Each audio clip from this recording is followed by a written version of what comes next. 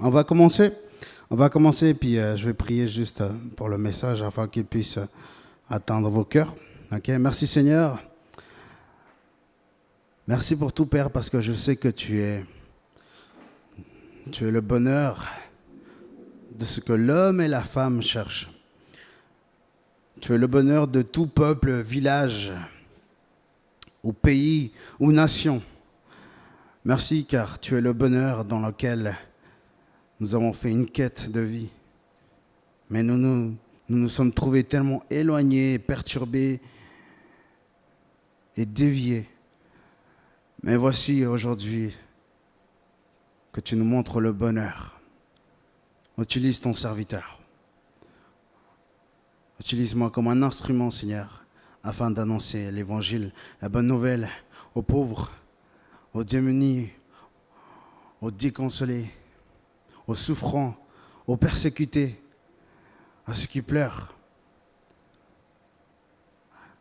et à ceux qui sont affligés et attristés de cœur. Merci pour tout, Père. Merci de toujours être là pour moi. Merci d'être là pour chacun d'entre nous. Tu es le Père que j'ai toujours désiré avoir en Jésus. Amen. Amen. Merci à chacun d'être venu aujourd'hui. On continue notre série sur Matthieu, le sermon sur la montagne. Je pense qu'il y avait la majorité des gens ici n'étaient pas là pour le premier. On a parlé du quoi dans le premier? On a parlé du royaume de Dieu. Je ne sais pas si vous vous souvenez les autres. Non? Okay. Ça arrive. Le royaume de Dieu, c'est quoi? Le royaume de Dieu, c'est la sphère dans laquelle Jésus il règne, n'est-ce pas? C'est ce qu'on avait convenu? Oui. Le royaume de Dieu, c'est les bonnes actions envers les autres. Aussi, ouais, c'est vrai.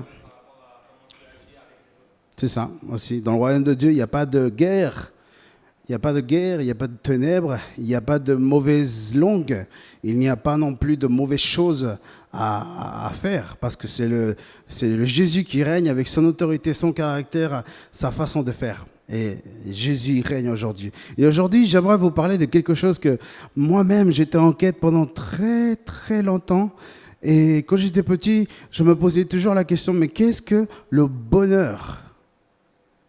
Alors, je ne me la posais pas en français parce que je ne savais pas parler français quand j'avais 10 ans. Je suis venu à 10 ans ici. Alors, je me posais en espagnol. ¿Qué es la felicidad? Je me posais ça comme question en espagnol. C'est pareil en français. Du coup, c'est quoi le bonheur, Lenny? Tu me diras que c'est l'argent? Je te dirais que non, Lenny. C'est pas l'argent. Lou, c'est quoi le bonheur? C'est l'amour de se marier? Eh bien non, Lou, c'est pas le mariage, le bonheur. Tu me diras peut-être que c'est... comment?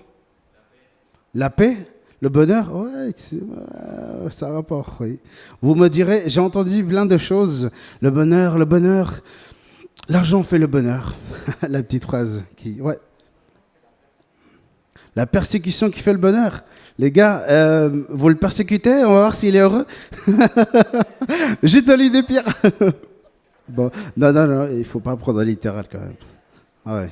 Oh, ben, c'est un pire, lui, hein. Comme ça. Ouais, ce soir, on va parler le bonheur selon Jésus. Parce que, franchement, est-ce que vous êtes déjà allé dans votre école et vous avez posé la question à votre directeur, monsieur, est-ce que vous savez ce que c'est le bonheur? Est-ce que vous avez déjà fait? Qui a fait ça? Non, personne? Bah, moi, je l'ai fait. Alors j'ai reçu une réponse totalement pragmatique, une réponse totalement éloignée de la vérité, une réponse totalement éphémère. Il m'a dit, le bonheur, c'est d'être marié. Le bonheur, ça fait partie, oui, bien sûr. Le bonheur, c'est d'avoir un chien. Le bonheur, c'est d'avoir 15 000 de salaire. Le bonheur, c'est d'avoir le grand-père et la grand-mère à la maison. Le bonheur, c'est d'avoir des enfants qui vivent bien, des enfants qui ne sont pas persécutés, justement, qu'il a dit le contraire. Et voilà ce qu'il m'a répondu le directeur. Alors, je lui ai répondu, tout simplement, le bonheur, c'est Jésus, monsieur. Alors, il m'a totalement regardé avec un regard, mais comment? Il a dit. Bref, je vous évite les détails.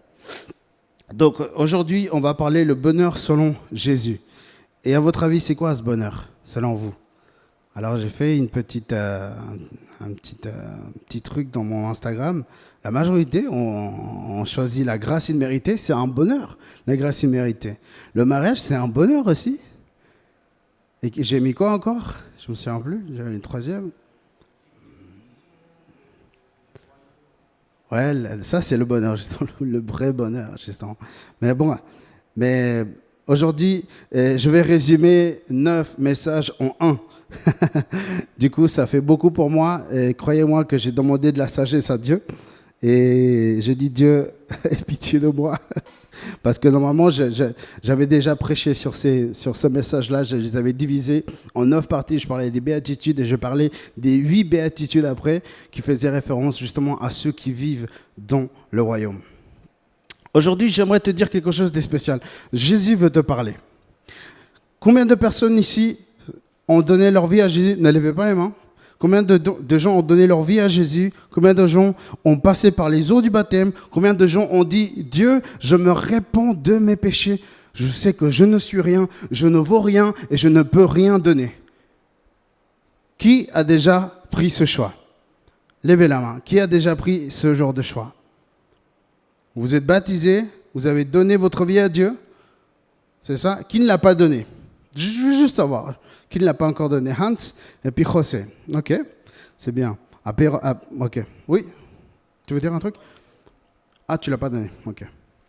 Et puis du coup, Johanna et Maë, vous avez déjà donné vos vies à Jésus. C'est ça? Vous êtes baptisés dans les eaux du baptême? Non? Pas encore? Okay. Pourquoi tu as levé ta main alors? Ça arrive, non. Ça arrive. Ok. Ce message est pour les chrétiens et pour ceux qui ne sont pas encore chrétiens et pour ceux qui ne sont pas du tout chrétiens. D'accord? Je pensais à ces 3 personnes parce que ce message qui va parler des béatitudes fait référence à comment le chrétien du royaume doit vivre dans ce monde. Comment le chrétien doit vivre dans ce monde. Parce que quand Dieu choisit un peuple, justement, en fait, Dieu il avait choisi le peuple juif. Mais le peuple juif, il avait totalement erroné. Alors, Jésus, il ouvra la porte aux païens aussi. Et aujourd'hui, combien de personnes qui ne parlent pas hébreu, qui ne sont pas hébreux, sont en train de professer le nom de Jésus? Il y en a beaucoup, n'est-ce pas? Il y a des Portugais, il y a des Boliviens, il y a des Suisses, il y a des Brésiliens, il y a des Français, et puis, des Espagnols aussi, et des Italiens, et des Vénézuéliens, des Érythréens, etc., des Péruviens, voilà, toutes sortes de pays.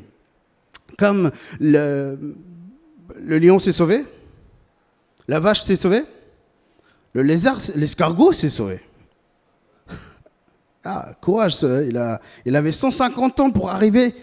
Enfin, quand même, je pense qu'il serait déjà mort jusqu'à là-bas. Mais bon, bref, mais il a dû quand même marcher pour aller à l'Arche de Noé, n'est-ce pas? Et c'est la même chose chez nous, les êtres humains.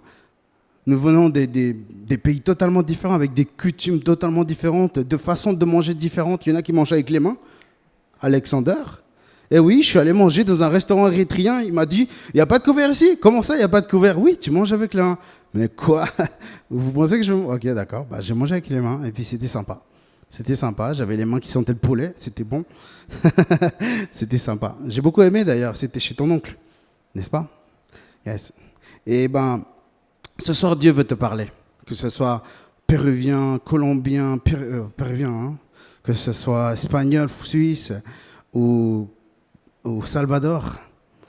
Du Salvador en plus. Yes. D'ailleurs, on donna le nom du pays Salvador parce que c'était des croyants fidèles. C'est vrai, dans l'histoire, c'est écrit. Oui, ça veut dire sauveur. Oui. Du coup, aujourd'hui, ça fait partie, ça c'est le deuxième message de la série du sermon sur la montagne qu'on va donner aujourd'hui. C'est le bonheur selon Jésus. J'aimerais que tu puisses vraiment faire attention à ce qu'aujourd'hui on va lire.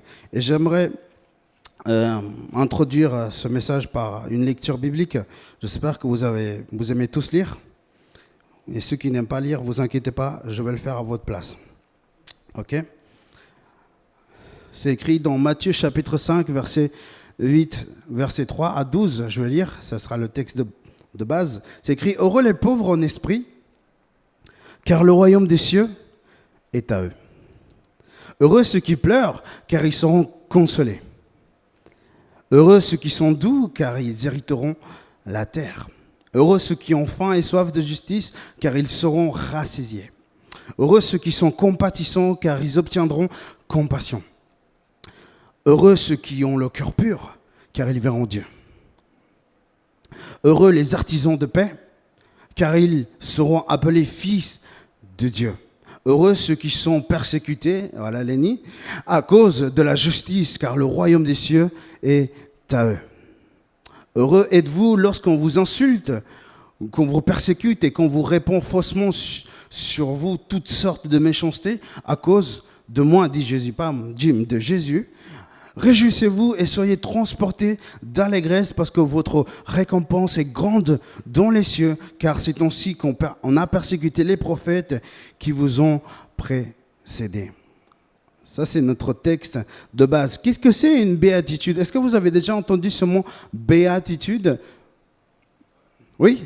Vas-y. Ah, ok, d'accord. Quelqu'un sait un petit peu ce que veut dire le mot béatitude? Peut-être, non? Belles études. Oh, ça, c'est trop bien. Bravo, c'est bien. C'est stylé, tu l'as bien résumé. Ah, c'est bien, c'est bien, c'est bien.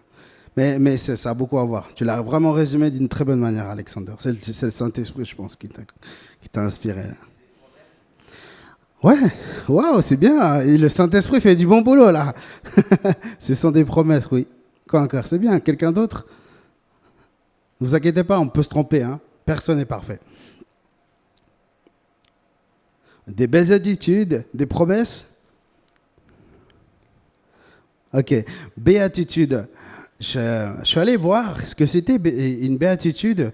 Et en fait, je ne sais pas si vous avez... Chacun a une version différente. Il y en a qui c'est écrit heureux dans une version, mais la traduction exacte de heureux, qui est béatitude en français, la vraie, une des les traductions les plus exactes, c'est béni.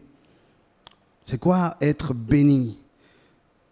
Être béni, c'est une grâce qu'on ne mérite pas, n'est-ce pas? Recevoir quelque chose qu'on ne mérite pas. Du coup, ça vient du grec, en fait, makarios. Makarios qui veut dire bonheur. Bienheureux. Comment il commençait le passage?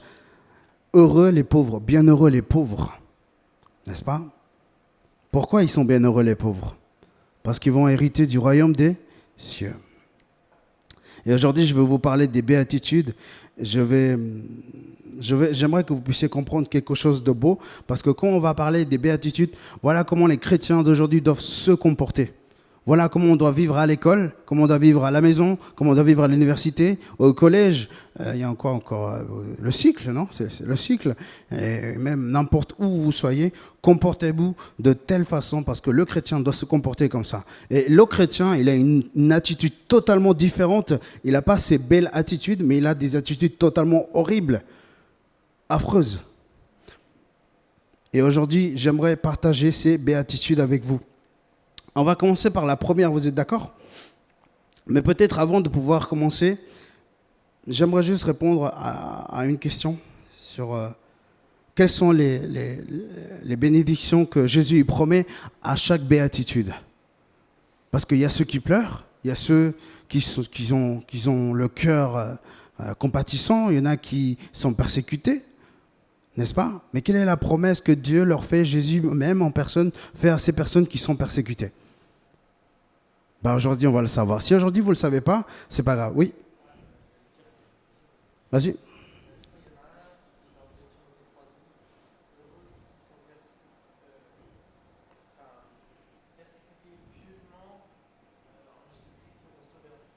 Ouais, heureux ceux qui veulent vivre pieusement, car ils seront persécutés. C'est vrai? 2 Timothée 3:12, oui, exact, c'est juste. C'est bien. Quelles sont ces bénédictions et pour qui elles sont? Et je vais déjà vous donner la réponse finale de la fameuse question, c'est quoi le bonheur selon Jésus-Christ? Le bonheur selon Jésus-Christ, c'est là l'espérance eschatologique qui ne fait pas honte à l'être humain. Est-ce que vous avez honte de parler de Jésus à vos amis les plus proches? Qui a honte de parler de Jésus? Oh, non, ne levez pas la main. Pardon, excusez-moi, je ne voulais pas vous... j'aurais pas dû poser cette question. Mais moi, je me souviens, j'avais 13 ans, j'avais honte de parler de Jésus. Alors, je prenais ma Bible.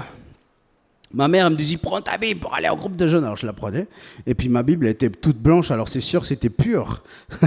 Alors, je prenais ma Bible, je marchais comme ça. Mais c'est le gars qui va au groupe de jeunes. Non, je vais voir les filles là-bas. Et je cachais ma Bible comme ça, dans mon ventre, comme ça. Et puis je partais, après au groupe de jeunes, je prenais le train et j'allais là-bas après.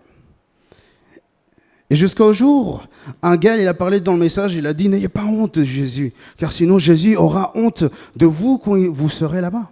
Et il vous dira quoi? Je ne vous connais pas, mais t'es qui? Imagine, aujourd'hui, tu dis Jésus, je ne te connais pas, lui il dira là-bas, mais t'es qui? Tu m'as renié ici dans ce monde, je ferai pareil dans le royaume. Ok? Alors, c'est quoi la promesse finale que Jésus va faire? C'est l'espérance. À la fin, quand on adopte un chien, il meurt. À la fin, quand on se marie avec une personne, il y en a un qui va mourir avant. À la fin, quand on a un travail, en fin de compte, on se fait virer, ou soit on arrête de travailler. En fin de compte, on devient responsable, mais au bout d'un moment, ça va finir. En fin de compte, on monte une entreprise, mais au bout d'un moment, il faut l'arrêter. Et quelle est l'espérance que le chrétien il a? J'aimerais expliquer le terme eschatologique, qui veut dire la fin des temps. C'est quoi cette espérance qui sera à la fin des temps? Ça veut dire que c'est une espérance qui te garde tout au long de ta vie, que quand tu te trouveras à la fin de ta vie, cette espérance que tu la portes en toi te donnera de l'espoir. Et quand tu seras devant Dieu, tu te rappelleras de cette espérance que tu as dû souffrir parce que tu étais chrétien. Et aujourd'hui, le royaume de Dieu s'ouvre à toi. Et tu peux rentrer dans le royaume parce que tu as été un citoyen du royaume. Et tu t'es comporté comme un citoyen du royaume car Jésus est venu mettre du sang sur toi. Je sais que cette expression elle est un petit peu cannibale pour certains, mais ce n'est pas tout à fait ce qu'on entend comme ça. Mais la promesse du bonheur, c'est d'avoir l'espérance eschatologique. D'accord? Cette espérance que plus tard, vous allez comprendre. Je ne vais pas expliquer maintenant ça. Je ne veux pas aller très vite. Du coup, on va aller avec la première béatitude. Les pauvres en esprit. Qu'est-ce que ça veut dire, les pauvres en esprit, Lou? Tu veux? Ouais. Vas-y.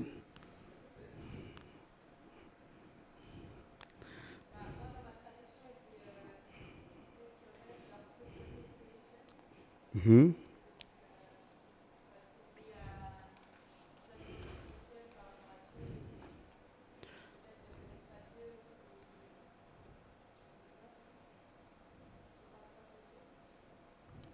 Ouais. Tu veux dire un truc là? C'est juste, c'est juste.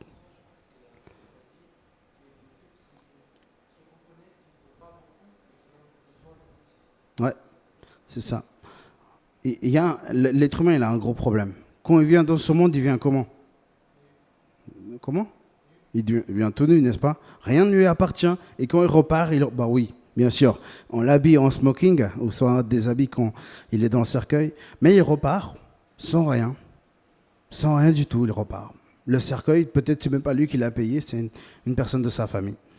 Et en fait, être pauvre d'esprit, ça revient à quoi? Ça revient à qu'en fait, quand Jésus il est venu dans ce monde, il a dit « Oyez, oyez, répentez-vous, mon royaume est ici, maintenant répentez-vous, parce que sinon vous allez tous mourir. » Il a dit ça, Jésus. Et alors, qu'est-ce qu'ils ont fait les pharisiens? Ceux qui avaient la connaissance absolue de Dieu, ils étaient les docteurs de la Torah. Ils disaient « Mais non, on n'a pas besoin de ce Jésus. On connaît la Torah par cœur, nous avons Dieu, nous avons les Écritures, nous avons Moïse, nous avons les prophètes, les psaumes. Pourquoi est-ce que je dois écouter ce Jésus, ce mariole ?» Et justement, c'est ça. Ils croyaient qu'ils avaient tout, mais en réalité, ils n'en avaient rien du tout, les pharisiens. Les pharisiens, vous savez ce qu'ils faisaient? Ils fermaient le royaume à tout le monde. Ils disaient « Hé, toi, tu ne peux pas rentrer parce que le dimanche, je ne te vois pas à l'église. » Tu vois? Ou toi, tu ne peux pas rentrer parce que tu fais ça. Ou toi, etc. Et les pharisiens, ils allaient vraiment fort. Mais Jésus, qu'est-ce qu'il dit? Matthieu 11, chapitre 11, verset 29, il dit, « Je suis doux et humble de cœur. » Il a dit, « Prenez mon joug, car il est très léger. » Voici l'enseignement de Jésus. Et du coup, une personne qui est pauvre en esprit, il reconnaît qu'il n'est rien, qu'il ne vaut rien et qu'il ne peut rien faire. Il est tellement pauvre qu'il ne peut pas payer la dette qu'il a envers Dieu. Vous savez, on a une grosse dette envers Dieu. Vous le savez, ça? Il s'appelle le péché, la dette. Vous ne savez pas? Ok. Bah, je vais vous expliquer. Le péché, c'est quelque chose qui te détruit. Pourquoi tu vieillis? C'est à cause du péché. Pourquoi tu tombes malade? C'est à cause du péché. Pourquoi est-ce que voilà, tu as tant de maladies dans le corps? C'est à cause du péché, tout cela. C'est une maladie chronique qui va peu à peu te détruire. Et c'est ça, le péché, en réalité. Mais aujourd'hui, il y a quelqu'un qui est venu payer ce prix. Il s'appelait Jésus. Et il a réglé cette grande dette à ta place. Et alors Jésus, il a dit, je vais payer la dette. Mais par contre, les pharisiens disaient, non, je n'ai pas envie. C'est bon, je suis bien avec mes actions. Je vais bien. Et aujourd'hui, ceux qui n'ont pas accepté Jésus, aujourd'hui, c'est le moment. José, aujourd'hui, c'est le moment d'accepter le Christ dans ton cœur, de te repentir de tes péchés et de venir dans les eaux du baptême afin que tu puisses régner pour toujours avec le Christ. Aujourd'hui, reconnaissez que vous êtes pauvre, que vous n'avez rien, vous ne valez rien, parce que c'est ce que moi, j'ai voulu en fait. Moi, quand j'ai prêché, je me souviens, je me suis converti, j'avais 15-16 ans, j'étais en feu pour Jésus. La parole que le prédicateur m'a dit, mais t'es un pécheur, il m'a dit comme ça. Ça m'a fait mal, j'avais envie de vomir. J'aimais pas, parce qu'il avait raison, parce que je voulais pas reconnaître qu'en réalité, j'étais pauvre, que j'avais rien. En réalité, Jésus, il avait tout. Et je me souviens, quand j'ai accepté Jésus, j'avais la joie, j'avais tout. Et j'ai commencé à prêcher dans mon école l'évangile. Alors, je me suis rendu tout de suite compte que l'évangile, pas tout le monde voulait l'entendre. Parce que vous ne voulez pas entendre tout le mal que tu as fait de toute ta vie, n'est-ce pas? Tu ne veux pas entendre dire tous les péchés mignons que tu caches dans ta vie. Tu n'aimerais pas qu'on te le dise en face, n'est-ce pas? Parce que voilà, tu dis, ouais, livre d'expression, mais en fait, on ne peut pas s'exprimer dans ce monde. Et c'est ça, être... c'est ça, être pauvre en esprit. J'ai beaucoup aimé, dans mes premiers jours où j'ai commencé à étudier la Bible, j'ai beaucoup aimé lire les livres d'un théologien.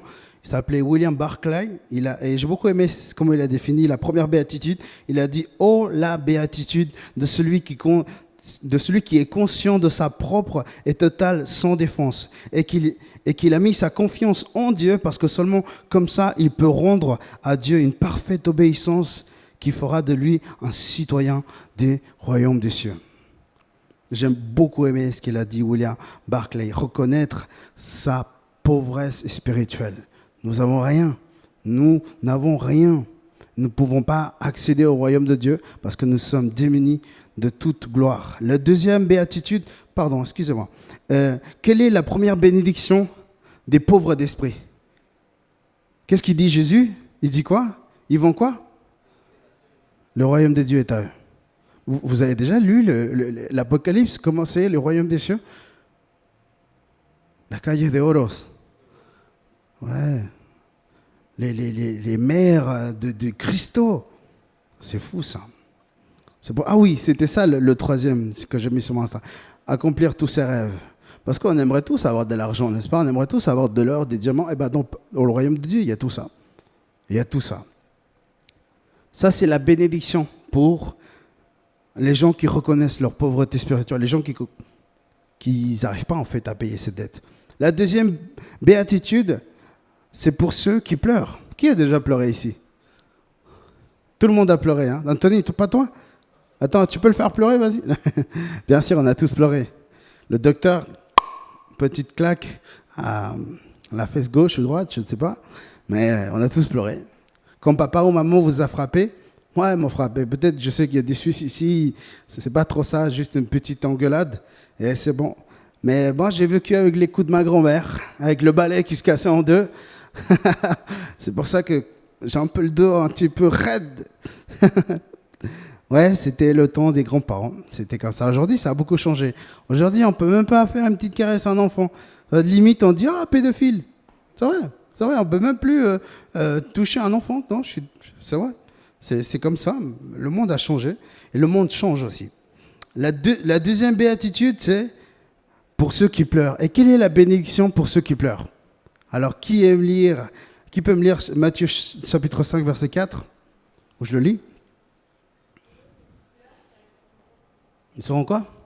Ils seront consolés. Vous savez, j'ai beaucoup aimé une musique. Qui connaît? When the night has come. Ouais. Comment elle s'appelle cette musique? Stand by me. Vous savez ce que veut dire stand by me? Cerca de ti. Proche de toi. Vous savez que de base, ce chant-là, il était chrétien. C'est juste un gars qui l'a pris comme ça. C'était un chant chrétien. Et ça faisait référence au Saint-Esprit. Parce que le Saint-Esprit, c'est le consolateur. Relis-le, s'il te plaît, Lou, le verset. Heureux ceux qui pleurent, car ils seront consolés. Seulement, il n'y a que ceux qui ont reconnu leur pauvresse spirituelle qui ont le droit de pleurer. Vous savez ça? Ceux qui se croient là-haut ne pleurent pas. Parce qu'ils disent, non, ça c'est pour les femmes, ça c'est pour les enfants, on n'a plus le droit de pleurer. Non, ceux qui reconnaissent leur pauvresse spirituelle ont connu les pleurs, les injustices de ce monde. Bénis ceux qui pleurent, car ils seront consolés. Et qui viendra les consoler? Vous vous rappelez de l'histoire de la femme qui est venue embrasser les pieds de Jésus et lui a dit quoi? Il lui a versé un parfum qui valait un an de salaire. Elle les nettoya avec ses cheveux. Mais en même temps, qu'est-ce qu'elle faisait? Elle pleurait.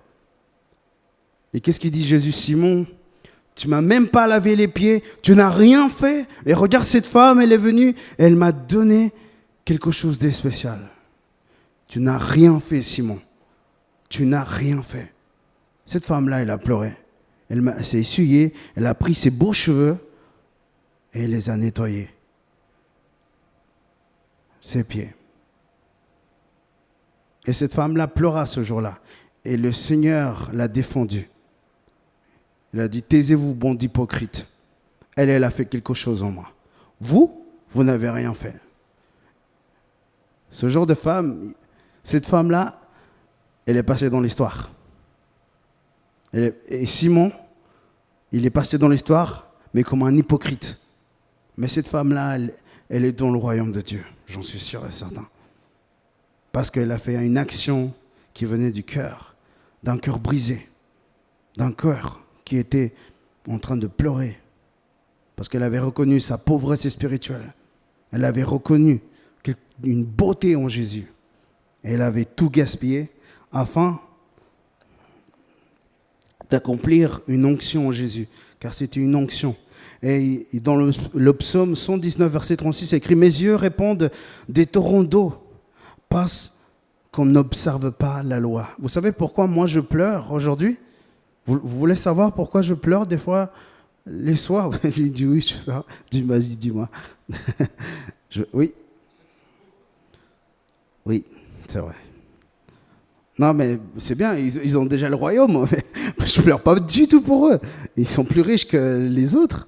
Non, je pleure pour ceux qui n'ont pas encore accepté Dieu. Pour ceux qui se croient riches dans ce monde, mais qu'en réalité, ils n'ont rien du tout. Je pleure pour mon groupe de jeunes, parce que je ne vois presque aucun jeune les jeudis dans la prière.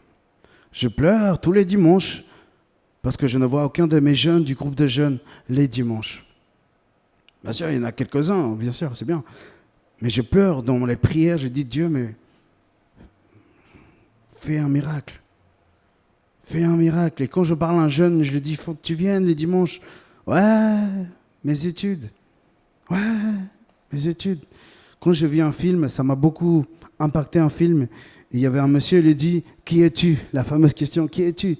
Il lui dit, je suis entraîneur de sportif. Il dit, ok, quoi encore? Je suis époux, je suis prof d'histoire aussi. Il dit, ok, quoi encore? Je suis mari, je suis papa. Mais imagine-toi, il a dit, si tu perds tout cela, mais Dieu ne le veuille pas, t'es qui? Je suis fils de Dieu. Ok. Et après, il lui dit, est-ce que c'est important pour toi? Oui, c'est important. Alors pourquoi tu l'as laissé en dernier? Si c'est si important pour toi. Et c'est là que ça a complètement bouleversé sa vie. Et il a commencé à changer cet homme. Et c'est vrai, quand vous vous présentez comment? Dans tous mes podcasts, je me présente comme un disciple de Jésus. Je ne me présente jamais comme doctorant en théologie. Je ne me présente jamais comme musicien.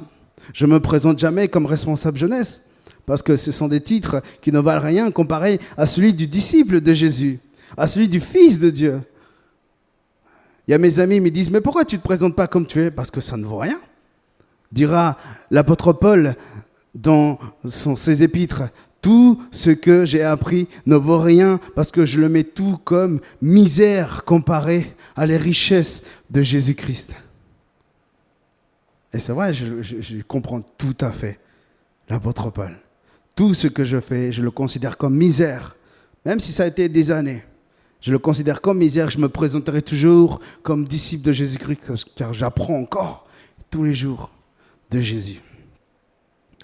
Bénis ceux qui pleurent, bénis quand Jimmy pleure, car je serai béni par le Saint-Esprit, je serai consolé et je serai rassasié par le Saint-Esprit.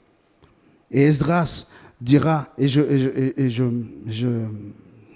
me trouve beaucoup avec Esdras, chapitre 18, verset 1, il dit, pendant que Esdras en pleure et prostré devant la maison de Dieu, faisait cette prière et cette confession, une assemblée très nombreuse de gens d'Israël, hommes et femmes, d'enfants, s'étaient réunis auprès de lui et le peuple répandit d'abondantes larmes. Alors, c'est ce que je fais toujours. Quand je finis le travail, je viens ici et je prie et je pleure pour Enam, pour Richard, pour Christelle, pour Dominique, pour Joseph, pour Jadel, pour Carla, pour Jimmy, pour Rebecca, pour Nina, pour Luciana. Et à chaque fois que je ne vois pas un jeune, je pleure dans mon intérieur. J'ai appris à pleurer en silence, vous savez. Parce qu'imaginez-vous, un adulte qui pleure, c'est pas joli. Hein. C'est pas joli. Mais je pleure dans mon cœur. Et je dis, Seigneur, mais où sont-ils? Et le pasteur avait prêché une prédication qui m'a donné espérance le jeudi. Il a dit, qui aimerais-tu voir derrière cette porte? Et là, j'ai commencé à dire tous les prénoms des personnes qui ne viennent plus au groupe de jeunes. Alejandro, Claudia, Joseph, Jadel, Carla, Enam, Richard, Christelle, Dominique, Nina. Et j'ai commencé à dire plein de noms dans ma tête. Je pourrais passer 2 heures en train de nommer tous les jeunes qui ne viennent plus. Mais je ne l'ai pas fait par amour à mes frères parce qu'ils devaient prier à côté. Parce qu'on me dit toujours cette reproche, Jim, tu pries trop. Tais-toi, laisse prier les autres. Je dis, d'accord, je prie max 2 minutes, voire 5, et je laisse prier les autres. Parce que j'aime parler à Dieu. Je ne sais pas si vous aimez pas, mais moi j'aime énormément parler à Dieu. Et voici une consolation qui est dans l'au-delà, en Ésaïe, qui dit, le souffle du Seigneur, Dieu est sur moi, donc le Saint-Esprit, car le Seigneur m'a conféré l'onction, il m'a envoyé porter la bonne nouvelle aux pauvres, à panser ceux qui ont le cœur brisé, à proclamer aux captifs leur libération et aux prisonniers leur élargissement. On voit comment est-ce que les gens qui pleurent et les gens qui ont le cœur brisé seront consolés. Qui a déjà eu le cœur brisé? De n'importe quelle façon. Peut-être un ami t'a dit non. Ça arrive. Hein. Tu te dis, hey, je veux faire pote avec lui et tout d'un coup, ça ne marche pas. Ça arrive, n'est-ce pas? Moi, je voulais faire ami avec un gars qui était très connu et je voulais faire des podcasts avec lui, ça n'a pas marché. Vous savez pourquoi? Je suis trop honnête, c'est tout. Je dis ce que je pense et je ne mâche pas mes mots. Et je suis comme ça, c'est vrai, je suis transparent. Et je dis ce qui ne va pas et puis malheureusement, oui. Ouais, non, je fais pas ça. Et voilà. Donc la bénédiction de ceux qui pleurent, c'est quoi? Ceux qui vont être consolés. Par contre, ceux qui ne sont pas dans le royaume ne vont pas être consolés. José, mais je suis désolé. Matthieu chapitre 5, verset 5. Qu'est-ce qui est écrit, Lou?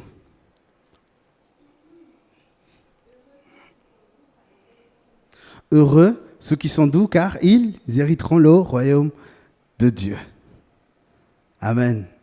Qui se considère doux ici? Toi? Mais pourtant, voilà. Ok. Doux, ça veut dire humble aussi. Le Seigneur dira, je suis doux et humble de cœur. N'est-ce pas? Je l'ai dit, Matthieu chapitre 11, verset 29. Et il dit, Jésus, en fait, à chaque fois, il chope les psaumes et dit, car le Seigneur accorde sa faveur à son peuple et il donne aux pauvres le salut comme un abri. Les humbles, qu'est-ce qu'ils vont hériter, Lou? Comment? C'est écrit quoi dans ta version? La terre, oui, c'est le royaume des cieux, c'est la terre. Les humbles vont hériter la terre. Et regardez, j'ai beaucoup aimé ce qu'a dit un autre puritain que je lis beaucoup ses livres. Il dit, si nous sommes honnêtes avec nous-mêmes et nous sommes honnêtes avec Dieu, on n'aura aucun problème à reconnaître quand la troisième personne nous pointera du doigt et dira, hé, t'as péché là. Ceux qui sont doux de cœur vont reconnaître totalement leur misère. Être doux et humble de cœur, ça veut dire oui, c'est vrai. Moi, quand on me dit Jim, t'es trop brusque, ouais, amen. C'est vrai, je suis d'accord. Jim, tu fais ça, oui, c'est vrai, je suis d'accord. Parce que je reconnais mes erreurs, je sais que je ne suis pas parfait. Je sais que dans mon cœur, il y a des bonnes intentions, mais je ne sais pas les focaliser. Et ça, j'ai pas du mal à le reconnaître. Et c'est ça. Et voici ce que dira encore une chose que j'ai beaucoup aimé, ce qu'il a dit, Martin Lloyd-Jones, il a dit, la douceur est un regard sur soi-même qui exprime au travers de notre attitude et de notre comportement envers les autres. Et l'homme animé est celui qui s'étonne du fait que Dieu et les autres puissent avoir une aussi bonne opinion de lui et lui vouloir du bien. C'est vrai ça, hein? Il y a des gens... Vous allez peut-être être un petit peu étonnés pour ceux qui sont dans cette église, que je veux vous dire qui est doux dans cette église. Antonio Jodard est doux. Oui. Peut-être vous n'êtes pas du tout d'accord avec moi, mais Antonio Jodard, il est vraiment doux. Je ne sais pas si vous l'avez connu, mais quand j'étais avec lui, c'était le cuesto de l'église. C'est jamais. Alors maintenant vous repérez. Eh bien c'est vrai que des fois, il a de très bonnes intentions, mais il ne les focalise pas assez bien, je trouve. Mais il est très doux. Et il est dans le royaume de Dieu. Antonio Jodard. Donc, la bénédiction de ceux qui sont doux, de comment est-ce que le chrétien doit se comporter quand on nous dit « Ah, mais vous les chrétiens, vous êtes comme ça ». Ok, tu dis « Ouais, c'est vrai, on est comme ça ». Mais on est dans le chemin de la sanctification. Est-ce qu'on vous a déjà dit à l'école « Ouais, mais tu ne défends pas les autres ». Et c'est vrai, tu ne défends pas les autres peut-être. N'est-ce pas? J'ai beaucoup aimé ce qu'il avait dit Fran, qu'on a fait en podcast, il avait dit « Ouais, mais nous les chrétiens, on ne doit pas dire t'es CON. Tu dois peut-être dire tu es peut-être pas très intelligent. » Ça sonne mieux, n'est-ce pas? Ça sonne déjà mieux au lieu de dire CON. C'est mieux. Et puis, la bénédiction des gens qui sont doux, c'est l'héritage de la terre. C'est vrai. C'est l'héritage de la terre. Moi, je me rappelle, ma grand-mère, à 19 ans, elle avait déjà 2 grandes maisons. Moi, à 19 ans, j'avais à peine une PSP ou la PlayStation 3. La grande différence, quand même. Hein. Les grands-parents, ce qu'ils avaient. Elle avait déjà 7 enfants. Elle était mariée. Elle avait des petits-enfants à 25 ans. Voilà. Aujourd'hui, moi, j'ai 27 et je n'ai pas encore tout ça. Il y a quand même, voilà, chacun a son chemin. Chacun a son chemin. Les grands-parents, comme... Tu vois comment est-ce qu'ils ont vécu. Je prends énormément conscience de ce qu'elle a accompli, ma grand-mère. Parce que j'admire énormément ma grand-mère. Je le dis vraiment. Ok, on repasse tout de suite au suivant. Le 4e béatitude, ceux qui ont faim et soif de justice. Qui a faim ici aujourd'hui? Qui a faim? Ok, qui a faim? Ok. Est-ce que vous avez ramené à manger? Oh là là. C'est quoi cette faim et soif de justice? T'as ramené? Bravo. Bravo. Aujourd'hui, je suis désolé, je n'ai rien ramené. J'étais très occupé, je n'ai pas eu le temps d'aller acheter. Mais la prochaine fois, j'y penserai. Ok? J'y penserai. Heureux ceux qui ont faim et soif de justice. Et qu'est-ce qu'ils vont hériter, Lou? Ils sont rassasiés. Aujourd'hui, vous allez être rassasiés par Alexander. Parce que c'est le seul à avoir amené quelque chose avec Hans. Lou, t'as ramené un truc? Elle a ramené les louanges. Spirituellement, elle a ramené quelque chose. C'est bien avec Marc. Oui. Ah mince, ouais, c'est vrai. Ouais, vous êtes pardonnés alors. Vous êtes pardonnés. Ces hommes-là vont être rassasiés. Comment ceux qui ont faim et soif de justice doivent répondre à Dieu? Comment est-ce que vous en pensez? C'est bien, ça c'est juste, c'est bien, c'est bien. Moi je vais vous dire, les personnes qui ont soif et faim se répandent constamment. Ces personnes-là, elles ont foi en Dieu. Ces personnes-là, elles ont un style de vie d'obéissance et ces personnes-là persévèrent à chaque fois. Dieu, aujourd'hui, j'ai menti. Pardon. Demain, je te promets, je ne te mentirai pas. Et demain, on t'appelle, tu es du groupe de jeunes, tu dis, hey, t'es déjà là? Ouais, je suis à 2 arrêts alors que t'es à Annemasse encore. Tu mens là, n'est-ce pas? Tu mens, n'est-ce pas? Ouais, tu mens. Du coup, persévère. Combat le péché. Combat-le avec toute ta force et avec tout ce que tu as. Ok? Quelle est la bénédiction de les gens qui ont faim et soif de justice, de ceux qui veulent faire les choses justes, de ceux qui veulent faire les choses correctement? Eh bien, vous savez, quand l'homme et la femme commencent à avoir faim, c'est leur limite. Tu leur proposes n'importe quoi, ils peuvent l'accepter. Eh bien, ces hommes-là, ils sont heureux. Parce qu'à ce moment-là, quand les gens, spirituellement, ils avaient faim et soif de justice, parce que les pharisiens, ils faisaient n'importe quoi à ce moment, Jésus venait et il régna et il dira, mon royaume est là. Et alors ces gens-là qui avaient faim et soif de justice, ils se sont dit, moi je veux Jésus. Parce que lui, il va me rassasier. Car il a dit, je suis doux et humble de cœur. Venez, prenez mon joug. Le joug des pharisiens, il est trop lourd. Tu n'as pas le droit de t'asseoir là, tu n'as pas le droit de parler à une femme, tu n'as pas le droit de parler à un homme, tu n'as pas le droit de faire ça, tu n'as pas le droit de doucher, etc. Tellement de choses, c'est vrai, la tradition, ça épuise. Et voilà ce que j'ai écrit pour juste définir cela. La bénédiction de ceux qui ont faim et soif de justice sera de se rassasier du règne de Dieu définitif. Parce que le royaume de Dieu, il n'est pas là encore, vous savez. Le royaume, il est parti avec Jésus. Mais une fois Jésus venu, les gars, c'est bon. Tout à gogo, la joie à gogo, l'amour à gogo, le groupe au gogo, les louanges à gogo. C'est bien ça. Hein, on dirait que vous n'êtes pas trop dans la joie. Je dis, ouais, il y aura Lou à la louange et au piano là.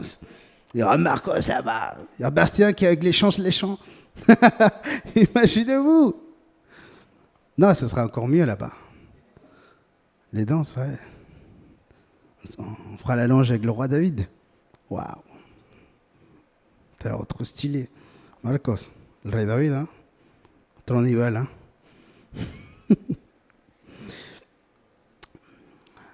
Les miséricordieux. Les miséricordieux. Vous savez, c'est quoi les miséricordieux, les compatissants, ceux qui ont compassion?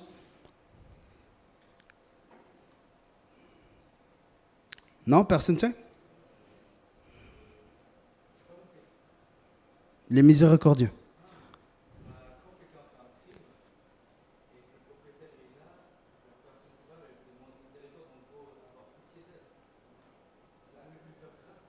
Ouais. Ah, c'est bien, oui. Moi, j'ai dû faire tout au long de ma vie beaucoup de grâce aux personnes. J'ai toujours dû donner le bénéfice de la doute, vous savez. Et Dieu m'a toujours parlé. Au moment où je voulais trancher, mais je voulais laisser mes sentiments prendre le dessus de mes actions. Alors je me suis dit, non, les sentiments, il faut les calmer là. Oh là. Alors c'est là que je prends la Bible. Dieu dit, miséricorde, miséricorde, miséricorde. Car mes miséricordes se renouvellent chaque matin. Et c'est là que j'ai compris autant de fois. Vous savez que... Bon, je ne veux pas raconter ça, c'est mieux pas. Mais Dieu m'a pardonné de beaucoup de choses, vous savez. Et quand je reconnais que Dieu m'a pardonné, alors je dois faire pareil avec les autres. Alors j'ai plus de sensibilité, vous savez, dans le vol, parce que moi j'étais un voleur aussi, à la COP. C'est pour ça que je ne rentre plus dans les COP. Ça fait un petit geste bizarre. Et là je me dis, pendant 2 ans, le Seigneur m'a pardonné. Ma soeur, j'ai remboursé tout après.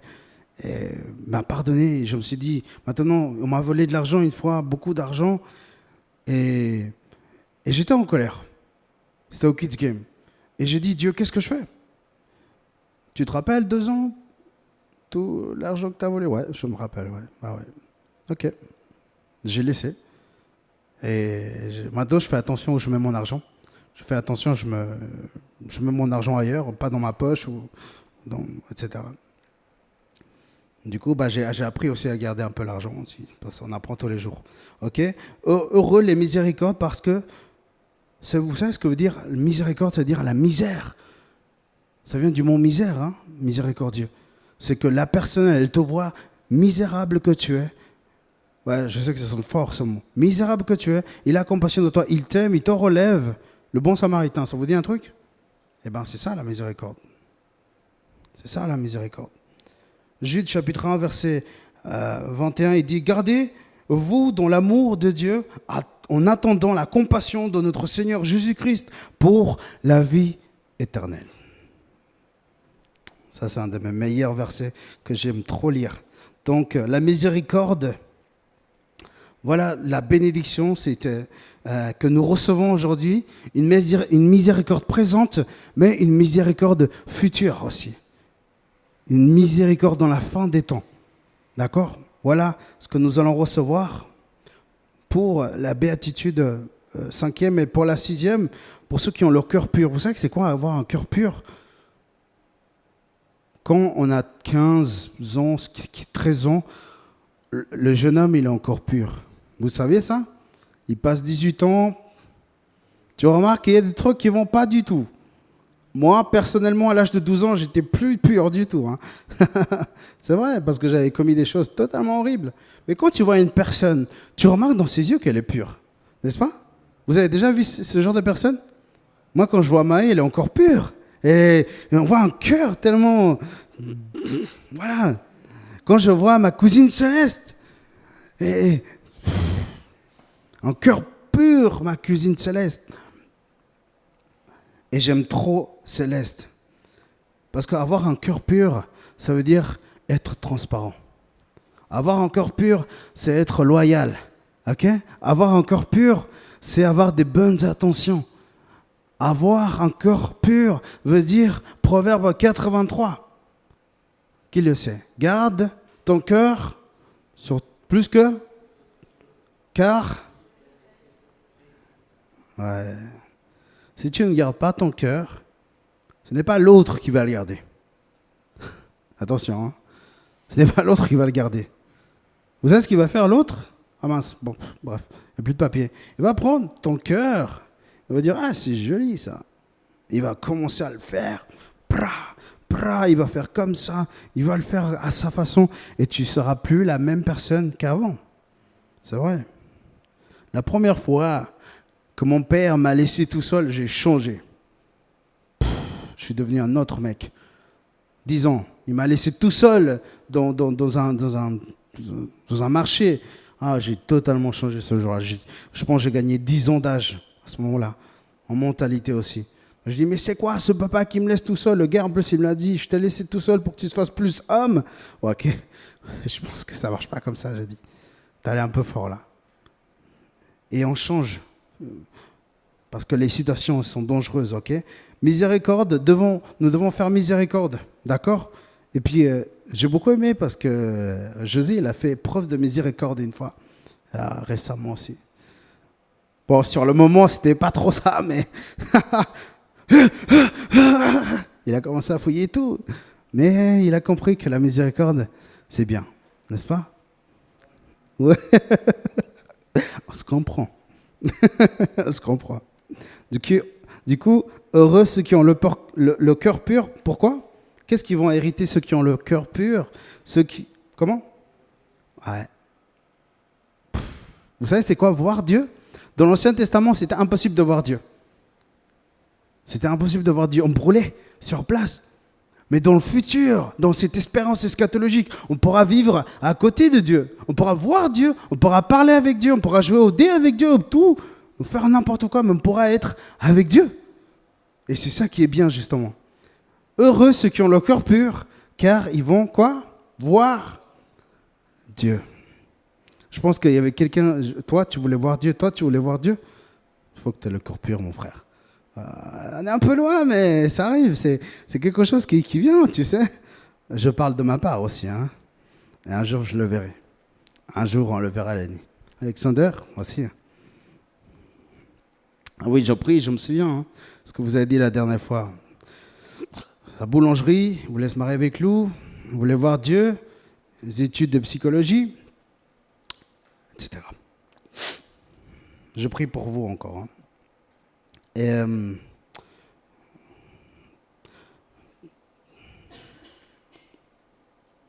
ouais.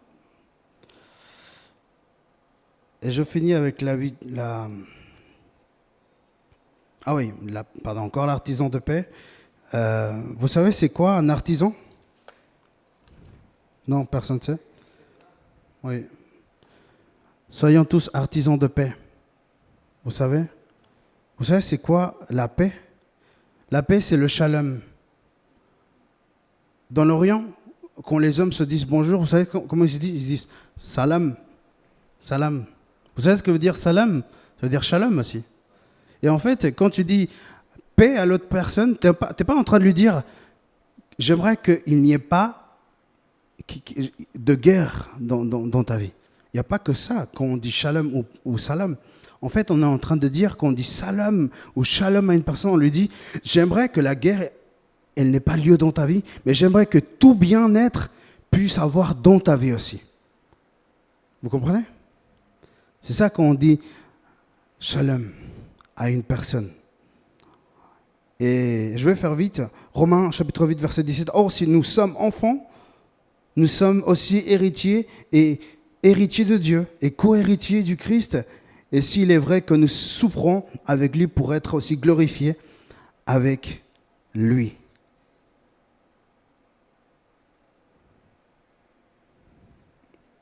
Du coup, ceux qui font la paix, qu'est-ce qu'ils héritent, selon vous? La réponse, elle est dans la Bible. Hein?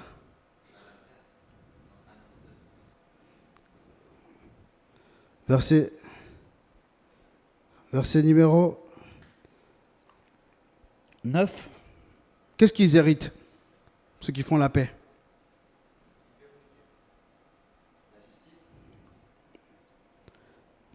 Ok, mais c'est écrit, chapitre 5, verset 9. Ils seront appelés fils de Dieu. Ouais. C'est le meilleur titre qu'on peut avoir. Des études, un jour, tu vas arrêter ton métier. Mais par contre, fils de Dieu, tu seras appelé toujours. C'est un titre que personne ne pourra t'enlever dans la vie. D'accord? Un jour, peut-être, t'es menuisier, voilà, c'est bon, c'est fini. Hein. Tu feras plus ce métier. Ou t'es boulanger, ou t'es avocat, ou t'es fonctionnaire, ou t'es musicien. Enfin, ouais, musicien, ça va encore. On va encore louer le Seigneur là-bas. Et j'aimerais vraiment finir très vite avec ces 2 points derniers. Et j'aimerais parler plus précisément sur le 8e. Ceux qui souffrent pour Christ. Ok? J'aimerais partager le 7e et le 8e point. La paix et la souffrance. Vous savez pourquoi on a la paix aujourd'hui? Amen. Parce que Christ nous l'a donné. J'ai écouté un enseignement d'un pasteur, j'ai beaucoup aimé. J'ai énormément aimé son enseignement. Et il avait dit, c'est quoi le sang de l'agneau? Que veut dire? Parce que vous savez que nous avons le sang de l'agneau en nous. Et puis il avait expliqué, il a dit, bon, pasteur, asseyez-vous. Et le pasteur de brebis qui vient, il lui dit, je vais t'expliquer. Au bout d'un moment, dans une saison, les mamans des brebis, il y en a qui meurent. Et qu'est-ce que ça fait? Ça fait des brebis orphelins, n'est-ce pas? Et qu'est-ce qu'on fait de ces brebis orphelins? Elles vont mourir. Alors le berger il dit, voilà ce qu'on fait nous les pasteurs. Et tout le monde fait ça depuis la nuit des temps. C'est que dans tous les cas, il y a toujours une mère qui meurt et un des petits bébés d'une autre mère qui meurt aussi. Et qu'est-ce qu'on fait après pour que les orphelins puissent venir dans la famille de l'autre mère? Eh bien, ils prennent de l'agneau du bébé qui est mort, de la maman de l'autre, et ils le mettent dans l'agneau de tous les autres afin de reconnaître le sang de son bébé et afin de les adopter, afin qu'ils puissent vivre une famille. C'est joli comme histoire. Hein? Et c'est ce qui se passe avec Jésus en fait. Jésus, il a dû mourir pour nous. Il est mort et il nous a donné son sang. Et vous savez qui nous reconnaît dans sa famille? Eh bien, c'est le papa. C'est le père qui reconnaît et dit, vous êtes mes enfants. Et vous êtes mes enfants. Et j'aimerais finir par 2 questions. Juste 2 questions. Et j'aimerais que chacun puisse me répondre, s'il vous plaît, aujourd'hui, ces 2 questions. C'est quoi le bonheur selon le monde? C'est quoi le bonheur selon le monde? Ouais. Ouais.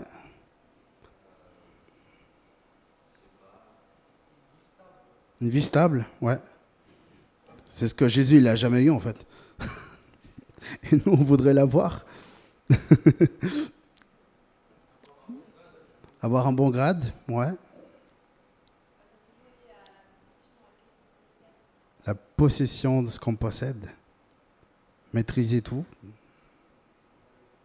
Le pouvoir, ouais.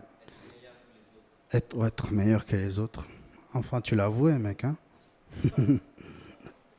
C'est bien. Et c'est quoi le bonheur selon Dieu, en fait? Et croyez-moi que j'ai cherché, et puis en fait, je suis arrivé à ce point-là, en fait. Parce qu'à la fin des comptes, ce qui nous reste, c'est l'espérance. Quand on n'est plus marié, l'amour qu'on avait avec le conjoint, bah voilà, il reste là. Et puis, qu'est-ce qui nous reste après? Ce petit rêve de dire, en fait, je le verrai là-bas. Et je verrai Jésus là-bas aussi. Et c'est bon, n'est-ce pas? De voir Jésus là-bas et de voir la personne avec elle. Bon, vous inquiétez pas, vous serez plus marié avec cette personne là-bas aussi. Hein. Donc, le bonheur de connaître cette vérité eschatologique et cette espérance aussi, c'est que tu verras Jésus. Et aujourd'hui, j'aimerais parler vraiment, je vous ai déjà trop parlé à vous les chrétiens, j'aimerais parler à ceux qui ne sont pas encore convertis, José et puis Maë. Et je ne dis pas que ce soir vous allez donner votre vie, c'est à vous de voir, ce n'est pas moi de faire votre choix, c'est à vous-même de le faire et j'aimerais que vous soyez conscients.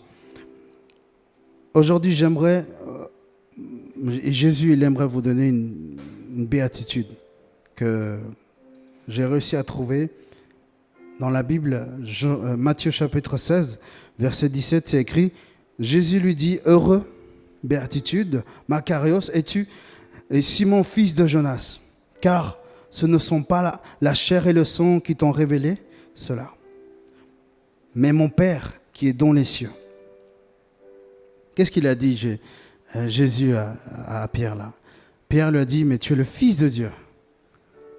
Qu'est-ce que Jésus lui a donné Dieu l'a donné à Simon, il lui a dit, il lui a donné la capacité de reconnaître qui était véritablement Jésus. Pilate, il a eu ce moment pour reconnaître Jésus. Il avait la vérité devant lui. Mais par contre, qu'est-ce qu'il a fait? Crucifiez-le. N'est-ce pas? Caïphas, le grand prêtre de ce temps-là, avait la vérité devant lui. Il avait eu l'opportunité de reconnaître l'identité de Jésus. Mais par contre, il a renié. Il a dit, non, je suis bien. Attends. Jésus, c'est qui? Il n'a fait aucune étude rabbinique. Moi, je suis le rabbin des rabbins. Et je suis là, je suis docteur de la loi. C'est qui ce Jésus? Eh bien, c'est tout, Jésus. Eh bien, ce petit rabbin-là, Caïphas, il n'a pas hérité le royaume de Dieu. Pourtant, il était là. Pourtant, il était puissant. Pourtant, il n'était pas pauvre, il était riche. Pourtant, il ne pleurait pas. Il était en joie parce qu'il avait une belle femme et il avait 5 enfants, oui. Et selon lui, la paix régnait chez lui. C'est faux, c'était la guerre. Ils étaient en la guerre avec les Romains. Et voici aujourd'hui cette grande béatitude qui s'offre à vous deux. Cette béatitude de voir Jésus-Christ tel qu'il est, le Fils de Dieu, la porte du royaume. Si vous avez joué le jeu avec nous, qu'est-ce que vous deviez faire pour rentrer? Vous devriez crier, hein? Quack, quack, quack! N'est-ce pas? Eh bien aujourd'hui, j'aimerais que tu traduises ces mots. J'aimerais que, je parle à vous deux, hein, j'aimerais que, parce que pour rentrer dans le royaume, qui peuvent rentrer dans le royaume? C'est écrit Jean chapitre 3, seulement ceux qui sont nés de nouveau peuvent rentrer dans le royaume de Dieu. Seulement ceux qui se baptisent peuvent rentrer dans mon royaume. Seulement ceux qui ont reconnu leurs péchés peuvent rentrer dans mon royaume. Seulement ceux qui sont pauvres en esprit, n'est-ce pas? On va lire, le royaume est à nous. La consolation est à nous. Nous avons la terre nouvelle comme héritage. Notre faim et soif sera rassasiée. Et nous avons la compassion divine. Nous allons pouvoir voir Dieu en personne. Hein. Et nous allons être appelés fils de Dieu. Et notre récompense est grande dans les cieux. Et voilà ma récompense qui peut être votre récompense aussi. Et c'est le chemin du tout chrétien aujourd'hui. Comment est-ce qu'il doit marcher? Vous pleurez, vous serez consolés. Vous êtes attristé, affligé, eh bien, vous allez hériter quelque chose. Vous procurez de la paix, vous êtes des pacificateurs. Des pacificateurs, on dit non? Ouais. Ceux qui procurent la paix, les artisans de paix, vont recevoir la terre. Ils vont être appelés fils de Dieu. Seigneur, merci parce que je sais que tu agis ce soir, Seigneur. Et merci pour tous ceux qui ont déjà donné leur vie à toi, Jésus. Jésus, je te prie, je parle comme responsable de ce groupe de jeunes, Seigneur.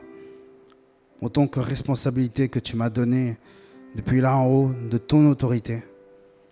Regarde le cœur de Maë et de José, Seigneur. Ils t'aiment, Seigneur, ils sont là ce soir.